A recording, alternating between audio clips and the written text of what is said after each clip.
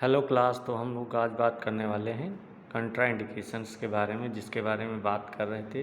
पिछली क्लास में मैंने कंट्राइंडिकेशंस के बारे में बताया था, जिसमें कार्डियक प्रॉब्लम्स के बारे में बताया था कि बहुत सारी कार्डियक प्रॉब्लम्स होती हैं जिनमें क्या रहता है, हम तुर्किश बाथ अप्लाई नहीं कर सकते क्योंकि वो उसमें कंट्राइंडिकेटेड रहेगा, वहाँ पे और ज़्यादा सीवियर कंडीशन डेवलप होने के चांसेस रहते हैं।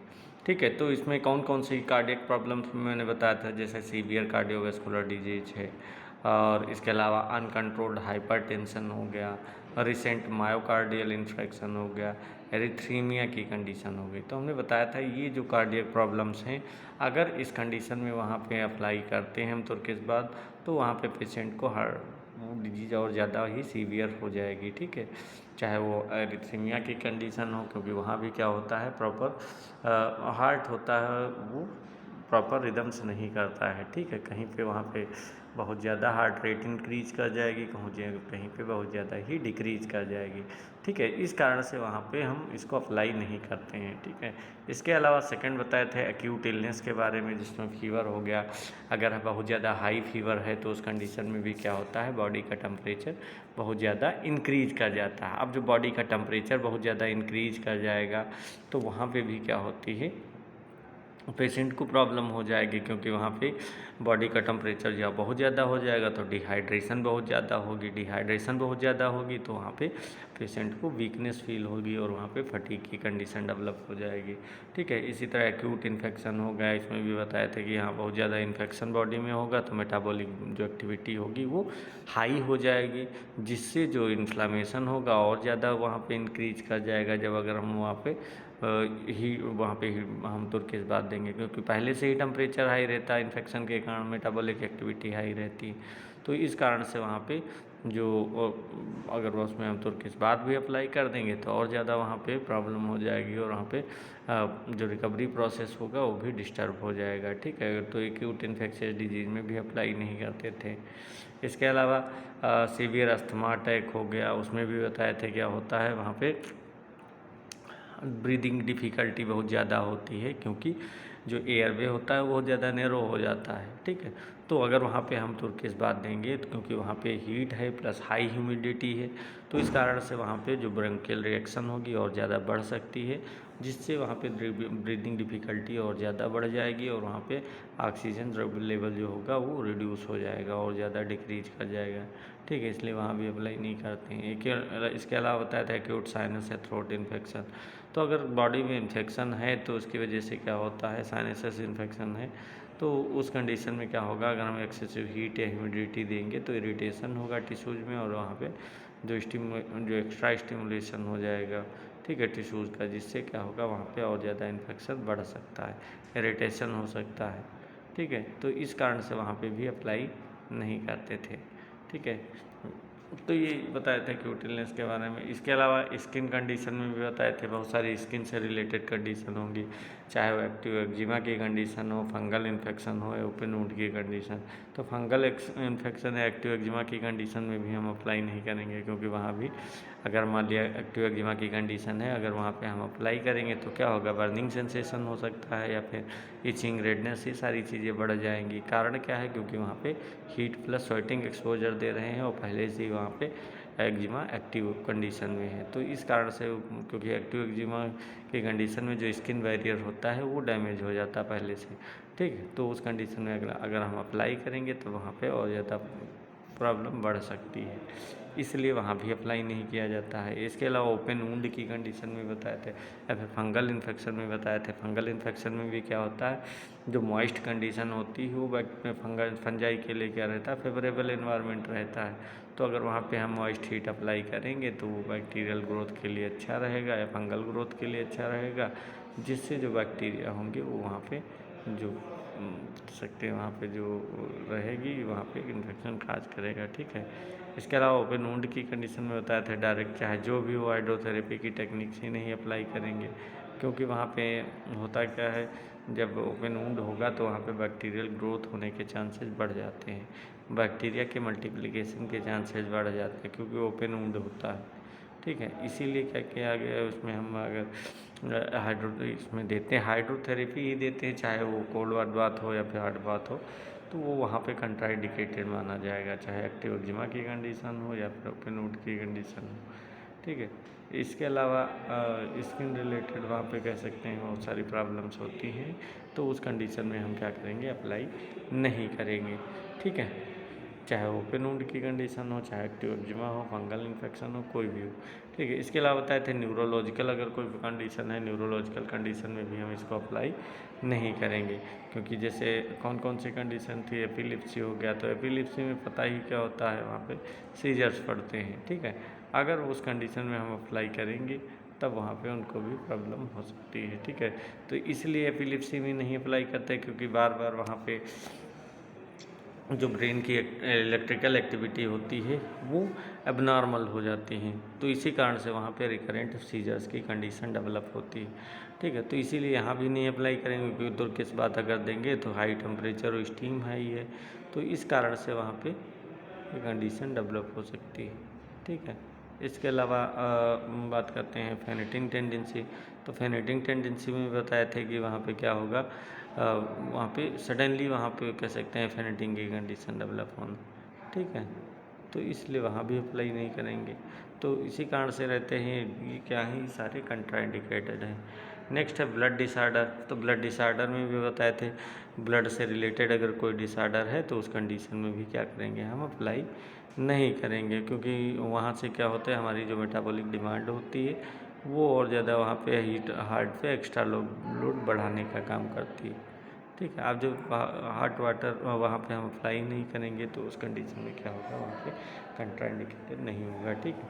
तो सीवियर एनीमिया में भी नहीं अप्लाई करते हैं, सीवियर एनीमिया में वहाँ पे कह सकते हैं जो हीमोग्लोबिन का कंटेंट होता है वो बहुत ज़्यादा लो होता है, तो अगर उस कंडीशन में अप्लाई करेंगे, ब्लड को ज़्यादा से ज़्यादा हीमोग्लोबिन बाइंड करने की रिक्वायरमेंट होगी और नहीं कर पाएगी, तो वहाँ पे फेनेटिंग की कंडीशन डेवलप होगी, ठीक है।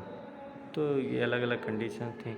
इसके अलावा ब्लीडिंग डिसऑर्डर में बहुत सारे ऐसे ब्लीडिंग डिसऑर्डर्स रहते हैं, तो ब्लीडिंग डिसऑर्डर में जैसे तुम्हारा हो गया, कह सकते हैं ऐसे डिसऑर्डर जिसमें क्या हो, वहाँ पे ब्लड क्लॉट ना होता हो, आसानी से ब्लड क्लॉट नहीं होगा, तो अगर वहाँ पे अप्लाई करेंगे तो क्या होगा, थोड़ी देर के लिए तो ब्लड क्लॉट रहेगा, बाद में वहाँ पे कह सकते हैं अप्लाई कर सकते हैं, ठीक है। बाद में क्या करेंगे, वहाँ पे अगर इसको अप्लाई भी करते हैं तो किसी वहाँ पे सुपरविज़न में जो कह सकते हैं कर सकते हैं, ठीक है। नेक्स्ट आज हम लोग बात करने वाले हैं और भी कौन कौन सी कंडीशंस होती हैं जिनको हम कंट्राइंडिकेटेड मानते हैं। तो सबसे पहले प्रेगनेंसी, लॉन्ग हीट एक्सपोजर। तो प्रेगनेंसी में क्या होता है, जो फीमेल्स रहता है, फीमेल की बॉडी में बहुत सारे फिजियोलॉजिकल चेंजेज होते हैं। अब जो फिजियोलॉजिकल चेंजेज होंगे और इसके अलावा वहाँ पे फीटस का भी डेवलपमेंट हो रहा होता है, ठीक है। तो इसके कारण वहाँ का जो स्टेबल इंटरनल इन्वायरमेंट वहाँ पे कह सकते हैं रिक्वायरमेंट उसकी रहती है, ठीक है। इसीलिए तुर्किश बात अगर हम दे रहे हैं तो उसमें क्या रहेगा, टेम्परेचर हाई रहता है और स्टीम भी वहाँ पे रहती है, तो इस कारण से तो बॉडी का टेम्परेचर होता है वो इंक्रीज हो जाता है, ठीक है। बॉडी का टेम्परेचर जब इंक्रीज हो जाएगा तो प्रेगनेंसी के दौरान वहाँ पे जो प्रोलॉन्ग्ड हीट अगर हम देंगे, एक्सपोजर देंगे, तो इसकी वजह से जो मेंटल कह सकते हैं जो मैटरनल एक्सपोजर, मैटरनल हाइपरथर्मिया की कंडीशन वहाँ पे डेवलप हो सकती है, ठीक है। तो ज़्यादा वहाँ पे हीट होगी तो इससे क्या होगा, वहाँ पे ब्लड सर्कुलेशन इंक्रीज होगा और वहाँ पे कार्डियोवैस्कुलर सिस्टम पर एक्स्ट्रा स्ट्रेस पड़ेगा। अब जो कार्डियोवैस्कुलर सिस्टम पर एक्स्ट्रा स्ट्रेस पड़ेगा तो इससे वहाँ पे जो कह सकते हैं प्रेग्नेंट वुमेन होगी उसको वहाँ पे डिहाइड्रेशन का रिस्क बढ़ा रहेगा और वहाँ पे डिजीनेस या वीकनेस जैसी कंडीशन डेवलप हो सकती है, ठीक है। तो इसीलिए अगर वहाँ पे लॉन्ग ड्यूरेशन के लिए हम एक्सेसिव हीट दे देंगे तो क्या होगा, वहाँ पे जो फीटस रहेगा, फीटस को भी वहाँ पे अब नॉर्मल कंडीशन डेवलप हो सकती है, फीटस के लिए भी वो हार्मफुल हो सकता है, ठीक है। इसी कारण से क्या करते हैं, जो प्रेगनेंसी की कंडीशन है, प्रेगनेंसी में हम स्पेशली जब प्रोलॉन्ग्ड तुर्किश बात होता है उसको हम अवॉइड करेंगे और केवल क्या करेंगे, केवल मेडिकल एडवाइस के अनुसार ही वहाँ पे हम उसका यूज करेंगे, वैसे यूज नहीं करेंगे, ठीक है। इसके अलावा सीवियर डिहाइड्रेशन की कंडीशन, सीवियर डिहाइड्रेशन में क्या होता है, बॉडी का वाटर और जो इलेक्ट्रोलाइट होता है वो एक्सेसिव अमाउंट में बहुत ज़्यादा ही लॉस हो जाता है, ठीक है। अब जब इलेक्ट्रोलाइट का लॉस होगा तो वहाँ पे इलेक्ट्रोलाइट की डिफिशियंसी हो जाएगी, तो तुर्किश बात में हम क्या करेंगे, वहाँ पे हीट एक्सपोजर देंगे, लेकिन हीट एक्सपोजर से ज़्यादा स्वेटिंग इंड्यूस्ड होती है। अब ज़्यादा स्वेटिंग इंड्यूस्ड होगी तो इसकी वजह से क्या होगा, जिसके बॉडी का जो फ्लूइड होता है और जो इलेक्ट्रोलाइट होते हैं वहाँ पे बॉडी से बाहर निकलने लगते हैं। अब जो इलेक्ट्रोलाइट और फ्लूइड बॉडी से बाहर निकलने लगेंगे और पेशेंट पहले से ही डिहाइड्रेट है तो क्या होगा, वहाँ पे जो स्वेटिंग होगी, स्वेटिंग से और ज़्यादा कंडीशन उसकी कह सकते हैं क्रिटिकल हो सकती है। ठीक है, तो यहाँ पे क्या होगा, आप जब और क्रिटिकल कंडीशन क्या क्या हो सकती है, ब्लड प्रेशर बहुत ज़्यादा लो हो सकता है। ठीक है, वो उसका फैनिटिंग की कंडीशन हो गई, वीकनेस हो गई, तो ये कंडीशंस वहाँ पे डेवलप हो सकती है। इसके अलावा इलेक्ट्रोलाइट इम्बैलेंस हो सकता है। इलेक्ट्रोलाइट इम्बैलेंस होगा तो उसके कारण और ज़्यादा कॉम्प्लिकेशंस बढ़ जाएंगी। तो इसीलिए क्या करते हैं, जो सीवियर हाइपर डिहाइड्रेशन की कंडीशन है, सीवियर डिहाइड्रेशन में हम तुर्किश बाथ कंट्राइंडिकेटेड मानते हैं। तो हम क्या करेंगे, वहाँ पे सीवियर डिहाइड्रेशन की कंडीशन में तुर्किश बाथ अप्लाई नहीं करेंगे। ठीक है, इसके अलावा नेक्स्ट बात करते हैं रिसेंट सर्जरी की।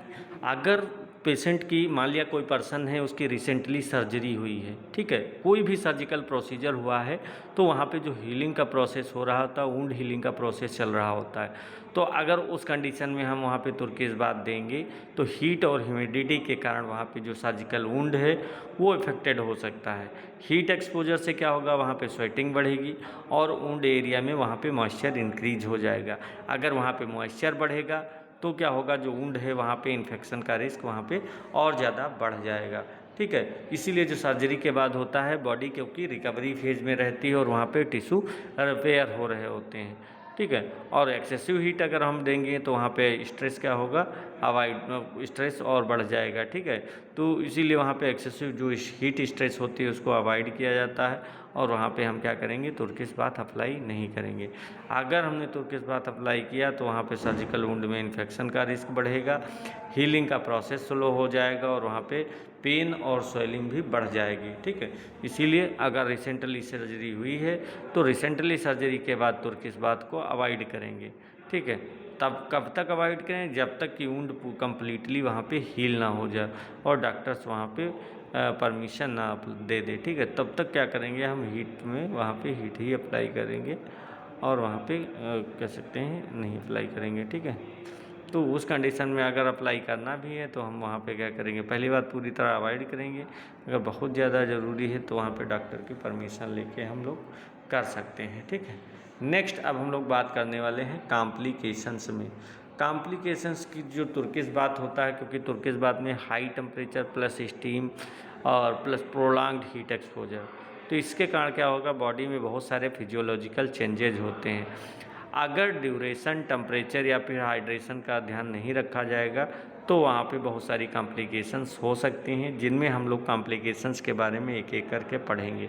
सबसे पहले डिजीनेस है या फिर फैनिटिंग की कंडीशन है। डिजीनेस या फैनिटिंग में क्या होता है, वहाँ पे जो हीट होगी अगर हम देंगे तो हीट देने के कारण वहाँ पे जो स्किन होगा, स्किन की ब्लड वेसल्स डायलेट होंगी, वेसोडाइलेशन काज होगा और जो ब्लड स्किन की तरफ से वहाँ पे शिफ्ट होने लगेगा। ठीक है, इससे क्या होगा, जो ब्लड प्रेशर होगा वो टेम्परेली वहाँ पे लो हो सकता है और जो ब्रेन होगा, ब्रेन को ब्लड फ्लो वहाँ पे रिड्यूस हो सकता है। ठीक है, जिससे वहाँ पे क्या होगा, फैनिटिंग है, वीकनेस है या फिर कह सकते हैं वहाँ पे बर्निंग, ब्लड विजन हो सकता है। ठीक है, तो ये सारी वहाँ पे ब्लड विजन हो सकता है, फैनिटिंग हो सकता है, वीकनेस फील हो सकती है, बहुत सारी कंडीशंस होती हैं जो वहाँ पे हो सकती हैं। ठीक है, नेक्स्ट है ओवर हीटिंग, हीट एग्जेशन। ठीक है, तो ओवर, अगर तुर्किश बात में क्योंकि वहाँ पे कंटिन्यू एक्सपोजर दिया जा रहा है जिससे जो बॉडी की जो हीट डिसिपेशन कैपेसिटी होती है वो रिड्यूस हो जाती है। जब स्वेटिंग होगी, स्वेटिंग के बावजूद भी वहाँ पे जो बॉडी का टेम्परेचर होगा वो कांस्टेंट कंट्रोल नहीं हो पाता है, तो क्या करेंगे, वहाँ पे हीट एक्सपोजन की कंडीशन वहाँ पे अप्लाई होती है। ठीक है, हीट एक्सपोजन के लिए वहाँ पे बात करते हैं। ठीक है, अब इसमें सिम्टम्स क्या क्या अपीयर होंगे, तो यहाँ पे एक्सेसिव स्वेटिंग होगी, वीकनेस है, हेडेक है, नोजिया, डिजीनेस, ये बहुत सारे सिम्टम्स वहाँ पे अपीयर होने लगते हैं। तो इसीलिए क्या करेंगे, बहुत लॉन्ग ड्यूरेशन के लिए हम क्या करेंगे, वहाँ पे तुर्किश बाथ अवॉइड करते हैं। ठीक है, इसके अलावा नेक्स्ट है डिहाइड्रेशन की कंडीशन। डिहाइड्रेशन में क्या होगा वहाँ पे, क्योंकि यहाँ पे हाई टेम्परेचर यूज किया जा रहा है, हाई टेम्परेचर यूज करने से वहाँ पे स्वेटिंग इंक्रीज होगी, जिससे जो बॉडी का वाटर लॉस वहाँ पे ज़्यादा होगा। ठीक है, अगर वहाँ पे लॉस हुए फ्लूइड को रिप्लेस नहीं किया गया तो क्या हो जाएगा, वहाँ पे डिहाइड्रेशन की कंडीशन डेवलप हो जाएगी। ठीक है, तो वहाँ पे अगर कंडीशन डेवलप होगी तो वहाँ पे बहुत सारे सिम्टम्स अपीयर होते हैं, जैसे ड्राई माउथ हो जाएगा, वीकनेस हो गया, इसके अलावा यूरिन आउटपुट रिड्यूस हो जाएगा, थ्रस्ट बहुत ज़्यादा लगेगा। ठीक है, तो ये बहुत सारे सिम्टम्स वहाँ पे अपीयर होना स्टार्ट हो जाते हैं।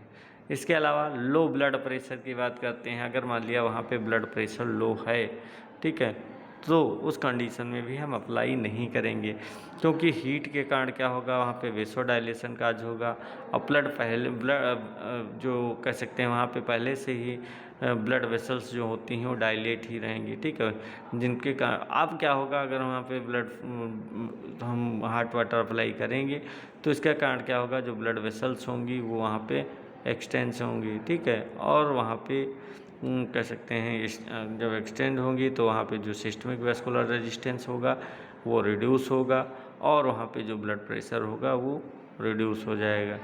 ठीक है, तो यहाँ पे अप्लाई इसीलिए क्या करेंगे, वहाँ पे ये कॉम्प्लिकेशंस काज हो सकती हैं। ठीक है, नेक्स्ट है पैल्पिटेशन की कंडीशन। पैल्पिटेशन में क्या होता है, अगर वहाँ पे हम हीट एक्सपोजर दे रहे हैं तो इससे बॉडी को हीट वहाँ पे बाहर निकालने के लिए ये हार्ट रेट को वहाँ पे इंक्रीज करना पड़ेगा। अब जब हार्ट रेट को इंक्रीज करेंगे तो वहाँ पे कह सकते हैं डिहाइड्रेशन से ब्लड में होने वाले वॉल्यूम भी रिड्यूस हो जाते हैं। ठीक है, क्योंकि हार्ट रेट बढ़ेगी उससे वहाँ पे, तो इससे कि जो व्यक्ति या जो पर्सन रहेगा वहाँ पे रैपिड या फिर फोर्सफुल हार्ट बीट वहाँ पे फील हो सकती है। ठीक है, हार्ट बीट क्योंकि वहाँ पे इंक्रीज हो सकती है। ठीक है, तो अगर पर्सन में वहाँ पे रैपिड या फोर्सफुल हार्ट बीटिंग फील होती है तो उसी को हम क्या कहते हैं, पैल्पिटेशन कहते हैं। ठीक है, नेक्स्ट हम बात करते हैं एक्जर्वेशन ऑफ हाइपर टेंशन। तो एक्जर्वेशन ऑफ हाइपरटेंशन तो मेनली होता क्या है, हीट से वहाँ पे जो पेरिफेरल वेसोडाइलेशन काज होगा, पेरिफेरल वेसोडाइलेशन काज होगा तो इसकी वजह से वहाँ पे ब्लड वेसल्स डायलेट होंगी और ब्लड प्रेशर वहाँ पे रिड्यूस हो जाएगा। लेकिन कुछ इंडिविजुअल्स में क्या होता है, हीट या फिर stress, sympathetic stimulation, cardiac vascular response के कारण वहाँ पे जो हीट एक्सपोजर होगा वो वहाँ पे रिड्यूस करेगा। ठीक है, तो उस कंडीशन में भी हम क्या करेंगे, अप्लाई नहीं करेंगे। ठीक है, नहीं तो वहाँ पे क्या होगा, वहाँ पे और ज़्यादा हाइपरटेंशन की कंडीशन डेवलप हो सकती है। नेक्स्ट है स्किन इरिटेशन फ्रॉम स्क्रबिंग। तो तुर्किश बाथ में क्या करते हैं, ट्रेडिशनल स्क्रबिंग भी की जाती है या फिर एक्सफोलिएटेशन किया जाता है। ठीक है, जब एक्सफोलिएटेशन करेंगे तो क्या होगा, वहाँ पे बहुत ज़्यादा विगोरस स्क्रबिंग अगर कर देंगे तो उसकी वजह से जो स्किन की प्रोटेक्टिव बैरियर होगी वो डैमेज हो जाएगी। ठीक है, तो यहाँ पे क्या करेंगे, अगर वहाँ पे डैमेज हो जाएगा, स्क्रबिंग करेंगे तो स्किन जो प्रोटेक्टिव स्किन बैरियर डैमेज हो जाएगा तो फिर वहाँ पे रेडनेस, बर्निंग, इचिंग और मेजर बहुत सारे एब्रेशंस वहाँ पे अपीयर होना स्टार्ट हो जाएंगे। नेक्स्ट है fungal infection is if hygiene is poor. तो अगर वहाँ पे तुर्किश बाथ हम दे रहे हैं और वहाँ पे इन्वायरमेंट वार्म और ह्यूमिड होता है, क्योंकि तो उस कंडीशन में वहाँ पे जो बाथ होगा, एरिया होगी, टावेल, फ्लोर, इक्विपमेंट हो गए, उनकी हाइजीन वहाँ पे प्रॉपर नहीं है। ठीक है, तो क्या होगा, वहाँ पे फंगल ट्रांसमिशन क्या रहता है, रिस्पॉन्सिबल रहती है। ठीक है, तो उस कंडीशन में हम भी कह सकते हैं वहाँ पे रिस्क रहता है। नेक्स्ट है electrolyte imbalance. Electrolyte imbalance is rare but possible. तो एक्सेसिव हीट स्वेटिंग से क्या होगा, केवल वह कह सकते हैं वाटर ही नहीं बल्कि क्या कहते हैं जो सोडियम इलेक्ट्रोलाइट या फिर इलेक्ट्रोलाइट हो गया, ये क्या होते हैं वहाँ पे लूज हो सकते हैं। तो बहुत सारे होते हैं इलेक्ट्रोलाइट, जैसे मोस्टली जो सोडियम है, क्लोराइड है, पोटेशियम है, ये इलेक्ट्रोलाइट जब लॉस हो जाएंगे तो वहाँ पे प्रोलॉन्ग हीट एक्सपोजर की और जो फ्लूइड इलेक्ट्रोलाइट रिप्लेसमेंट की वहाँ पे कह सकते हैं कंडीशन डेवलप नहीं होगी। ठीक है, तो इसको वहाँ पे कह सकते हैं जो इलेक्ट्रोलाइट रिप्लेसमेंट जब अच्छे से नहीं होगा तो वहाँ पे इलेक्ट्रोलाइट इम्बैलेंस हो जाता है, ठीक है। तो सीवियर केस में वहाँ क्या होगी, मसल क्रैम्प की कंडीशन होगी, वो वहाँ पे वीकनेस हो गया, कन्फर्मेशन हो गया, ठीक है। तो ये सारी चीज़ें वहाँ पे हम चेक करते हैं, ठीक है। तो सीवियर केस में हम वहाँ पे इसको क्या करेंगे, नहीं अप्लाई करेंगे, नहीं तो सीवियर केस में वहाँ पे मसल क्रैम्प की, वीकनेस या कन्फ्यूजन जैसी कंडीशन डेवलप हो सकती हैं। और इसके अलावा हार्ट भी अबनॉर्मल वहाँ पे हो सकता है, ठीक है। तो ये कुछ थे कह सकते हैं इनको हम क्या कहेंगे, इनके कॉम्प्लिकेशंस कहेंगे। अगर हम मान लिया वहाँ पे जो कंट्राइंडिकेशंस थे उनको अवॉइड किया और वहाँ पे हमने दे दिया थेरेपी, तो उस कंडीशन में वहाँ पे क्या क्या कंडीशन डेवलप हो सकती है, ठीक है। नेक्स्ट अब हम लोग बात करने वाले हैं थेरेप्यूटिक बेनिफिट्स के बारे में। क्या क्या थेरेप्यूटिक बेनिफिट्स होते हैं। तो सबसे पहले डीप रिलैक्सेशन। तो इसमें क्या करेंगे, अगर देखा जाए डीप रिलैक्सेशन में तो कैसे होता है, mild heat plus steam plus massage relax the body and mind, ठीक है। तो मेनली जो तुर्किश बात होगा यहाँ पे क्या करेंगे, माइल्ड टू मॉडरेट वहाँ पे हीट है, स्टीम है और मसाज स्क्रबिंग करते हैं। तो एक कंबाइंड थेरेपी वहाँ पे दी जाती है जिससे वहाँ पे बॉडी को रिलैक्स फील होता है और वहाँ पे स्टिफनेस भी रिड्यूस होती है। तो अगर हीट देंगे, हीट से क्या होगा, वहाँ पे पेरिफेरल वेसोडाइलेशन काज होगा, मसल्स में ब्लड फ्लो इंक्रीज होगा और वहाँ पे मसल टेंशन रिड्यूस होगी, मतलब रिलैक्सेशन फील होगा, ठीक है। तो हीट एक्सपोजर से जो टाइट या फिर जो टेंस मसल्स होंगी वो मसल टोन वहाँ पे टेम्परेली रिड्यूस हो जाएंगी, ठीक है। इससे जो बॉडी की स्टिफनेस और फिजिकल टेंशन्स होती है वो भी रिड्यूस हो जाएगी, ठीक है। और सीरम और वार्म इन्वायरमेंट होगा, जो स्टीम देंगे उसका, इसके अलावा वार्म इन्वायरमेंट होगा वो भी सेंसरी सिस्टम को वहाँ पे स्टिमुलेट करता है, ठीक है। जबकि जो मसाज होगा वो कह सकते हैं मैकेनिकल रिलैक्सेशन प्रोवाइड करता है। तो इससे क्या होगा, वहाँ पे रिलैक्सिंग इन्वायरमेंट मेंटल स्ट्रेस को भी कम करने में हेल्प करता है, और जो मेंटल स्ट्रेस कम होगा तो जो माइंड है, बॉडी है, दोनों ही वहाँ पे रिलैक्स वेलबींग फील करेंगे। नेक्स्ट है स्किन क्लीनिंग। तो स्किन क्लीनिंग में क्या होता है, वहाँ पे open pores, remove dead skins, improve complexions.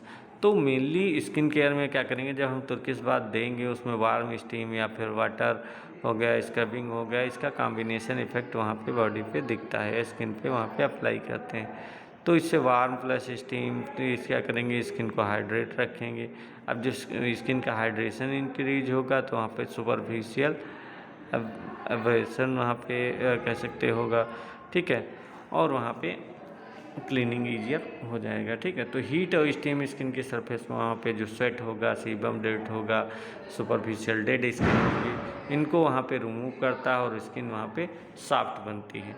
इसके बाद फोम या फिर जेंटल स्क्रबिंग कर सकते हैं, इससे जो सरफेस डिब्रीज होगा या डेड स्किन होगी वो भी मैकेनिकली रिमूव हो जाएगी और स्किन वहाँ पे टेम्परेरी क्लीन, स्मूथ और वहाँ पे फ्रेश फील होगी, ठीक है।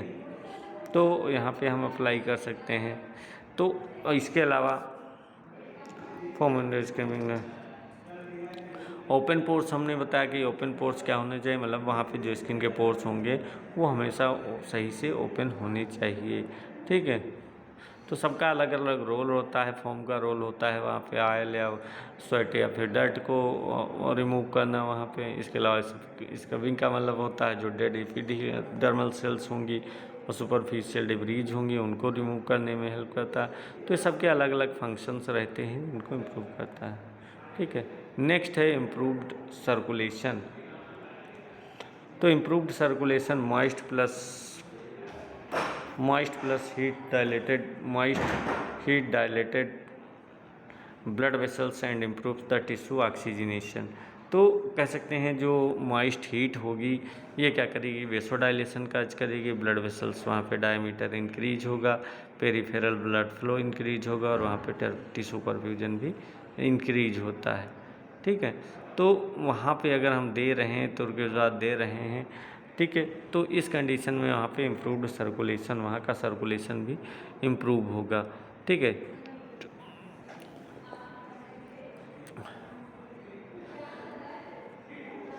Next, moist heat dilated blood vessels improve tissue oxygenation. तो हमने बताया कि मॉइस्ट हीट देंगे वेसोडाइलेशन काज होगा, ब्लड फ्लो इंक्रीज करेगा, टिश्यू परफ्यूजन इंक्रीज होगा, वहाँ पे ऑक्सीजन और न्यूट्रिएंट की डिलीवरी भी इम्प्रूव होगी। ठीक। नेक्स्ट है रेस्पिरेटरी बेनिफिट्स के बारे में बात करते हैं। अब रेस्पिरेटरी बेनिफिट्स क्या क्या होते हैं? तो रेस्पिरेटरी बेनिफिट्स में सबसे पहले स्टीम क्लियर और एयरवेज। तो जो कह सकते हैं स्टीम होती है क्या करेगी, एयर जो कंजेशन रहता है उसको रिड्यूस करती है, क्योंकि तुर्किश बाथ में क्या होगा, वार्म प्लस ह्यूमिडिटी एयर रहती है। ठीक है, तो अपर जो रेस्पिरेटरी ट्रैक्ट होगा उसको मॉइस्ट करती है। ठीक है, इसके अलावा आप जब मॉइस्ट करेगी, इसके अलावा जो ड्राई और थिक म्यूकस रहती है उसको ह्यूमिड इन्वायरमेंट के कांटेक्ट में आने पर वहाँ जो रिलेटिव उसकी विस्कोसिटी होगी वो रिड्यूस हो जाएगी, लेस विस्कस हो जाएगा, और वहाँ पे स्टीम में जो कह सकते हैं वहाँ पे स्टीम रहेगी वो भी क्या करेगी, वहाँ पे मॉइस्ट करने के लिए रिस्पॉन्सिबल होती है। इससे वहाँ पे जो नाजल कंजेशन होगा वो भी वहाँ पे रिमूव होगा और वहाँ पे पर्सन को टेम्परेली रिलीफ मिलेगी। इसके अलावा थिक म्यूकस हो गया वो भी लूज होगा, ब्रीदिंग भी कंपैरेटिवली कह सकते हैं वहाँ पे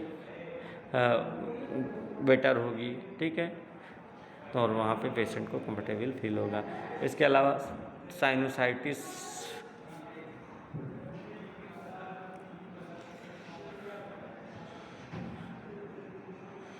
ठीक है, तो ये रेस्पिरेटरी बेनिफिट्स हो गया। इसके अलावा excellent for sinusitis and bronchial congestion. तो साइनोसाइटिस में क्या होगा, वहाँ पे तो इसके अलग अलग बेनिफिट्स होंगे। साइनोसाइटिस में भी क्या होगा वहाँ पे, तो यहाँ भी क्या रहता है, वहाँ पे जो नेजल म्यूकोसा रहती है उसकी सरफेस पे वहाँ पे ह्यूमिडिफाई होगा और वहाँ पे जो थिक या जो सिक्रीशन लूज होगा और वहाँ पे पेशेंट को रिलीफ मिलेगी। ठीक है, तो इसीलिए कुछ पेशेंट रहेंगे जिनके साइनस कंजेशन होगा तो किस बात की स्टीम से वहाँ पे जो सिंपैथेटिक नर्वस होगा वो रिलीफ होगा और वहाँ पे सिंपैथेटिक नर्वस सिस्टम कह सकते हैं रिलैक्स होगा और पेशेंट को वहाँ पे रिलीफ मिल जाएगी। ठीक है, क्योंकि वहाँ पे साइनोसाइटिस का डिफेक्टिव ट्रीटमेंट क्यों नहीं होता है, खासकर बैक्टीरियल इन्फेक्शन में, तो और वहाँ पे केवल कह सकते हैं इसके अलावा ब्रैकियल कंजेशन को भी रिमूव करता है। मैंने बताया कि ह्यूमिडिटी एरिया यूज करेंगे जिससे वहाँ का इन्वायरमेंट ह्यूमिडिफाई होगा और इसके जो सिक्रीशन होगा लूज होगा और वहाँ पे जो कफ है वो भी आसानी से क्लियर हो जाएगा और वहाँ पे कंजेशन भी रिमूव हो जाएगा। इसीलिए पेशेंट को वहाँ पे कंजेशन से रिलीफ मिलेगी। तो अलग अलग होते हैं जिनको हम दे सकते हैं। नेक्स्ट है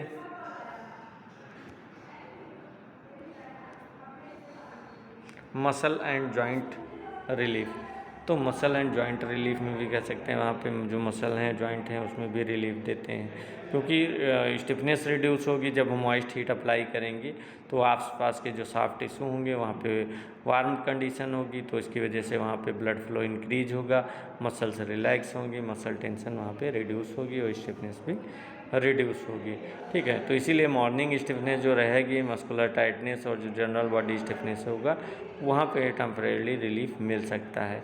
इसके अलावा एसएस क्रोनिक पेन, तो जो वहाँ पे लोकल सर्कुलेशन और जो मसल रिलैक्सेशन बढ़ेंगे हीट एक्सपोजर से, तो पेन एसोसिएटेड मसल स्पैज़म भी वहाँ पे रिड्यूस होगी और वहाँ पे जो स्टिफनेस होगी वो भी रिड्यूस होगी। ठीक है, तो मेनली जब वो रिड्यूस होगी तो वहाँ पे जो क्रोनिक मस्कुलर पेन है, स्टिफनेस है, उसमें भी पेशेंट को रिलीफ मिलेगा। एज ए वहाँ पे कह सकते हैं सपोर्टिव थेरेपी हम इसको दे सकते हैं। ठीक है, क्योंकि हीट देने से वेसोडाइलेशन होगा प्लस मसल रिलैक्सेशन होगा, पेन रिलीफ वहाँ पे पेन रिलेटेड टेंशन होगी वो भी रिड्यूस होगी, पेन परसेप्शन में भी टेम्परेली वहाँ पे रिलीफ मिलेगा। इसके अलावा इम्प्रूव फ्लैक्सिबिलिटी, तो वहाँ पे फ्लैक्सिबिलिटी भी इम्प्रूव होती है क्योंकि हीट देंगे तो टिश्यू वार्मिंग की कंडीशन डेवलप होगी, स्टिफनेस रिड्यूस होगी, जिससे वहाँ पे फ्लैक्सिबिलिटी बढ़ेगी और वहाँ पे रेंज ऑफ मोशन इंक्रीज हो जाएगा। ठीक है, तो इसीलिए जो वहाँ पे जो यहाँ पे जितना लेस स्टिफनेस होगी मोर पैल्पेबल होगा और वहाँ पे स्ट्रेचिंग या फिर जेंटल मूवमेंट होगा वो सपोर्टिव रूप में यूज किया जा सकता है। ठीक है, नेक्स्ट है डिटॉक्सिफिकेशन। तो डिटॉक्सिफिकेशन में क्या होता है, डिटॉक्सिफिकेशन में भी क्या होगा, वहाँ पे जब हम हीट थेरेपी देंगे तो उसकी वजह से स्वेटिंग इंड्यूस्ड होगी, स्वेटिंग इंड्यूस्ड होगी तो वहाँ पे जो इलेक्ट्रोलाइट होंगे या जो कह सकते हैं स्वेट होगा, इलेक्ट्रोलाइट, वाटर, ये सब्सटेंस वहाँ पे रिमूव होंगे, लेकिन जो वहाँ पे जो टॉक्सिन्स होंगे वो भी रिमूव होंगे, ठीक है। लेकिन टॉक्सिन्स भी क्या होता है, वहाँ पे कंप्लीट टॉक्सिन्स नहीं रिमूव होते हैं, ठीक है। मेजर जो टॉक्सिन्स होते हैं वो कौन रिलीव करता है, वो लीवर और किडनी का काम होता है, ठीक है। तो एज ए सपोर्टिव थेरेपी इसको हम दे सकते हैं, जो स्वेटिंग इंड्यूस होगी वहाँ पे प्राइमरी डिटॉक्स के सिस्टम की तरह ये बिहेव करेगा, ठीक है। इसके अलावा promote kidney and skin detox functions, तो हाँ ये जो किडनी के फंक्शन को कह सकते हैं सपोर्ट प्रोवाइड करता है, क्योंकि स्किन के थ्रू जो मेटाबॉलिक वेस्ट होंगे वो भी रिमूव होंगे और वहाँ पे किडनी के जो ब्लड फिल्ट्रेशन होगा वो भी बढ़ेगा, मेटाबॉलिक वेस्ट यूरिन के थ्रू में वहाँ पे रिड्यूस होगा, ठीक है। तो तुर्किश बात हम किडनी को डायरेक्टली वहाँ पे डिटॉक्स नहीं करते हैं, लेकिन जो ब्लड फिल्ट्रेशन होगा वो बढ़ेगा, जिसके कारण वहाँ पे जो वेस्ट होगा वो रिमूव होगा और यूरिन का फॉर्मेशन ज़्यादा से ज़्यादा होगा, ठीक है। तो इस कारण से वहाँ पे अगर हम तुर्किश बात देते हैं तो मॉइस्ट हीट के कारण वहाँ पे वेसोडाइलेशन काज होगा, मसल्स रिलैक्स होंगी, स्टिफनेस रिड्यूस होगा और वहाँ पे जो मसल टेंशन होगा रिड्यूस होगा, टेम्परेरी पेन रिलीफ मिलेगा और वहाँ पे फ्लेक्सिबिलिटी और मूवमेंट भी इम्प्रूव होगा, ठीक है। तो ये अलग अलग कंडीशंस होती हैं जिसमें हम दे सकते हैं। नेक्स्ट है इम्प्रूव्ड स्लीप। तो अगर तुर्किश बात में हम वार्म ह्यूमिड इन्वायरमेंट रखते हैं तो उस कंडीशन में भी हम फिजिकल या मेंटली रिलैक्सेशन प्रोवाइड होता है, स्लीप की क्वालिटी बेटर होती है, क्योंकि वार्म हीट देंगे मसल रिलैक्सेशन होगा, मेंटल रिलैक्सेशन होगा, क्योंकि जो हमारा पैरासिम्पैथेटिक नर्वस सिस्टम होता है वो डोमिनेंट होता है, ठीक है। उससे वहाँ पे जो वो हमारा माइंड होगा वो शांत होगा और वहाँ पे स्लीप भी इंड्यूस होगी, ठीक है। तो वहाँ भी एज ए सपोर्टिव हम इसको यूज कर सकते हैं। तो उसमें कारण क्या रहता है, क्योंकि हमारा पैरासिम्पैथेटिक नर्वस सिस्टम एक्टिवेट होता है, ठीक है। उसकी एक्टिविटी बढ़ने से हार्ट रेट ओवरऑल जो कह सकते हैं फंक्शन रहते हैं वो वहाँ पे रिलैक्स होंगे और वहाँ पे जब रिलैक्स होंगे तो वहाँ पे स्लीप भी इंड्यूस होगी, ठीक है। इसके अलावा वेट मैनेजमेंट के लिए बात करें तो वेट मैनेजमेंट में भी क्या होगा, जब हम हीट एक्सपोजर देंगे इंक्रीज मेटाबॉलिक एक्टिविटी, अब मेटाबॉलिक एक्टिविटी कब इंक्रीज होगी, जब हम हीट एक्सपोजर दे रहे हैं तो क्या होगा, हमारा जो थर्मोरेगुलेटरी रिस्पांस होता है वो बढ़ता है, जिससे हार्ट रेट और जो सर्कुलेशन होगा बढ़ेगा और वहाँ पे जो एनर्जी एक्सपेंडिचर होगा वो भी टेम्परेली इंक्रीज होगा, ठीक है। अब जब टेम्परेली इंक्रीज हो गया तो वहाँ पे मेटाबॉलिक एक्टिविटी भी वहाँ पे बढ़ेगी और वहाँ पे फैट बर्निंग एक्सरसाइज यहाँ पे कह सकते हैं नहीं होगी, लेकिन वहाँ पे आ जाए कह सकते हैं वाटर लॉस और स्वेटिंग ये कारण होगा और वहाँ पे डिटॉक्स भी होगी बॉडी, ठीक है। स्वेटिंग लॉस होगा, स्वेटिंग से क्या होगा, वाटर लॉस होगा, टेम्परेरी वेट भी डिक्रीज करेगा। फैट लॉस कह सकते हैं ऐसा नहीं वाटर लॉस होने से फैट लॉस होता है, लेकिन टेम्परेरी वहाँ पे वेट लॉस होता है, ठीक है। इसके अलावा helps in obesity adjacent therapy not primarily. तो तुर्किश बात में जो ओबेसिटी होगी प्राइमरी ट्रीटमेंट नहीं है, लेकिन एज जो सपोर्टिव कह सकते हैं इसको हम दे सकते हैं। ओबेसिटी मैनेजमेंट मेनली कारण क्या रहता है, balance diet, regular physical activity, behaviour modification और वहाँ पे अप्रोप्रिएट जो मेडिकल मैनेजमेंट होगा, ये सारी चीज़ें करके भी हम ओबेसिटी को मैनेजमेंट कर सकते हैं, ठीक है। तो तुर्किश बात केवल प्राइमरी ट्रीटमेंट नहीं है, उसको कह सकते हैं एज ए सपोर्टिव हम दे सकते हैं, क्योंकि तुर्किश बात जब हम देंगे तो क्या होगा, वहाँ पे रिलैक्सेशन होगा, सर्कुलेशन चेंज होगा और वहाँ पे जनरल वेलबींग में हेल्प करेगा। तो एडजेसेंट थेरेपी के रूप में हम कह सकते हैं इसको दे सकते हैं, ना कि वेट लॉस मैनेजमेंट के लिए, वेट लॉस ट्रीटमेंट के लिए, ठीक है। यहाँ पे वेट लॉस इसलिए हो रहा है क्योंकि वहाँ पे थोड़ा बहुत वहाँ पे टेम्परेरी वेट लॉस होता है, क्योंकि वहाँ पे जो वाटर का लॉस होगा और वहाँ पे एक्चुअली कह सकते हैं फैट रिडक्शन नहीं माना जाएगा, लेकिन हाँ थोड़ा बहुत वहाँ पे वेट लॉस हो सकता है, ठीक है। ओके, तो आज हम यहीं पे रखते हैं, आज ये लास्ट क्लास थी, आज यहीं पे ख़त्म होता है आपका तुर्किश बात। नेक्स्ट क्लास में हम नेक्स्ट टॉपिक के साथ शुरू करेंगे। Okay class.